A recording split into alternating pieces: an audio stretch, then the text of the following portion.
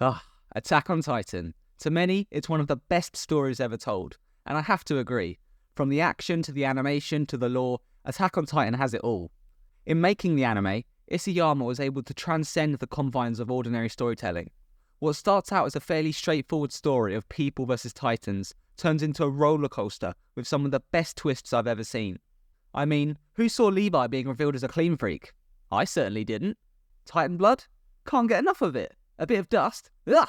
Get that filth away from me. Before I dive in, if you've somehow managed to avoid the near infinite amount of Attack on Titan spoilers online, know that this video is as spoiler-packed as it gets. If you haven't watched the show yet, don't even think about watching this video.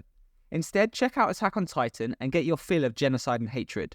You'll feel much better about your dead-end job and lackluster life afterwards. Right then, now we've got rid of those wasters, it's time to begin. So in Season 1, we find Eldians are confined to a small habitable area protected by large walls. On the other side are humongous man-eating titans. Now they may look human, but they're far from it.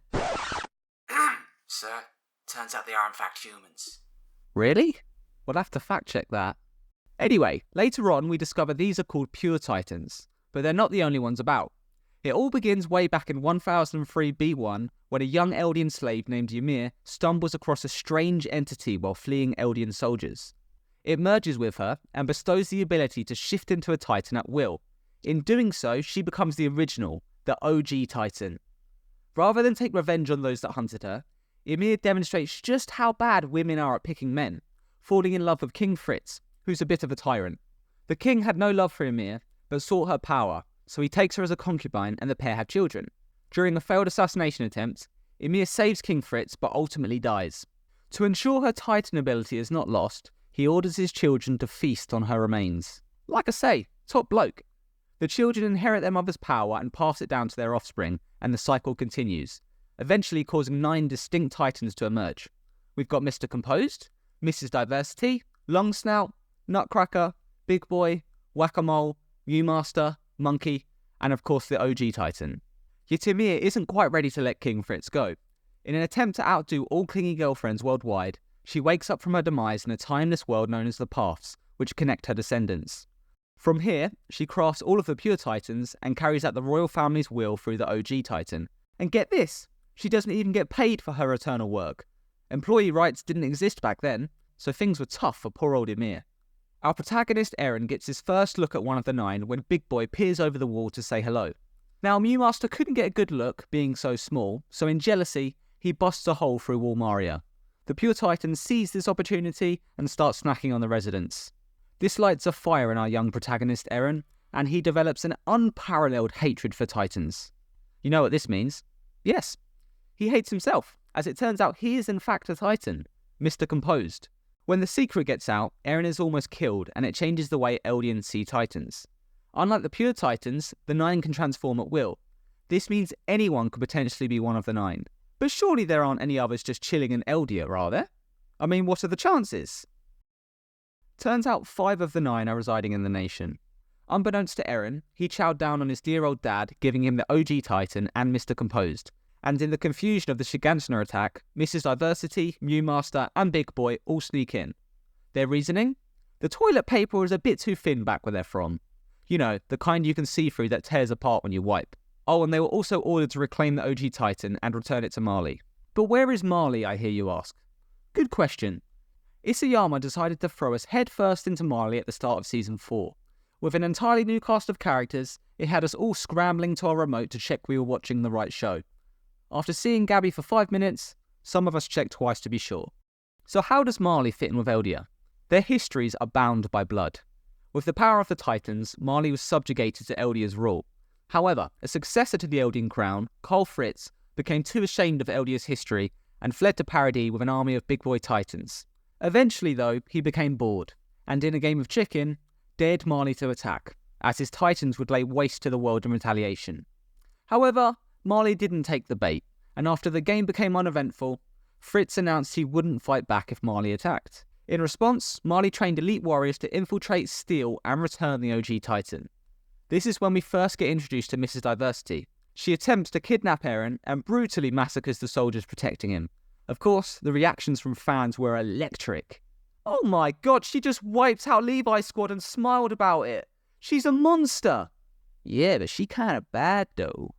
Anywho, she fails to take Eren, her true identity is discovered, and in their Titan showdown, a portion of the wall is damaged, revealing a big boy Titan hiding in the wall. That's right, all of the walls of Eldia are made up of big boy Titans. What a reveal! Currently they are in a sleepy state, and will only be awakened by true love's first kiss. Just kidding, any kiss will do. True love doesn't exist in the Attack on Titan world. Just ask Mikasa. After Mrs. Diversity's failed attempt to capture Eren, Big Boy and Mewmaster eventually make a move of their own to obtain the OG Titan. The Monkey Titan shows up to assist, a bunch of people perish, but Eren ultimately gets the last laugh. Tired of all the attacks, he goes to Marley to see how they like rampaging Titans on their own turf. Newsflash, not very much. After years of posing as a crippled Marleyan warrior, he coordinates an attack with his Eldian allies and helps himself to an all-you-can-eat Titan buffet. Unfortunately, Eren gets a tummy ache after downing the Whack-A-Mole Titan. Beaten and unconscious, Nutcracker and Mewmaster can count themselves lucky. Turns out the Monkey Titan, Zeke, was in on the plan, and he's taken back to Eldia so that they can initiate the most iconic anime moment in history, the rumbling. No, that's not the sound of my stomach before lunch, it's the awakening of the big boy Titans in the walls. At this point, everyone has their own agenda. Zeke wants to euthanize the Eldians want a controlled rumbling, but Eren wants to flatten the world. It could go anyone's way! Except it can't, because Mr. Composed and the OG Titan have unique abilities. They're really good at bursting out pure Titans' chests. Okay, that's not it, but it's still pretty cool. Their actual ability is to send and receive messages from previous users. This means Eren has seen what is about to transpire, so he knows the rumbling is inevitable. In fact, he orchestrated receiving his Titan powers from his dad. After his father Grisha was getting cold feet about stealing the OG Titan from the Rice family, Eren gasses him up a bit, giving him the motivation he needs. Yet ultimately, Eren recognises that enough pain and suffering has transpired, so he seeks to put an end to it. With his foresight ability, he identifies that the fundamental problem of the world is segregation, which fosters hatred. With this knowledge, he knows that to end the war, he needs to bring everyone together to set aside their differences. Only this will bring about... Eren, no! What are you doing? Sorry folks, not sure what happened there. Where was I? Oh yes. Only through humility and kindness will the world know peace and... Eren, please! They're innocent! So anyway, Eren doesn't see reason, triggers the rumbling, and calls 80% of people on Earth. His friends then gang up on him to take him down. Pretty shitty behaviour if you ask me. As the second clingiest girl besides Ymir, Mikasa says if I can't have him, no one can, and she chops off his head. Rumbling over. So that about summarises the entirety of Attack on Titan. Of course, I had to cut out most of the story, otherwise this video would have been over an hour long. One of the themes I love most about Attack on Titan is freedom. It's one of Eren's primary motivators in all that he does, and even after becoming the most powerful man in the world, he still calls himself a slave to freedom.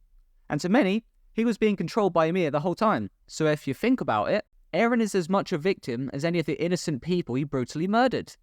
You have to think about it pretty hard, but if you view it at just the right angle, Eren isn't the worst man to ever live.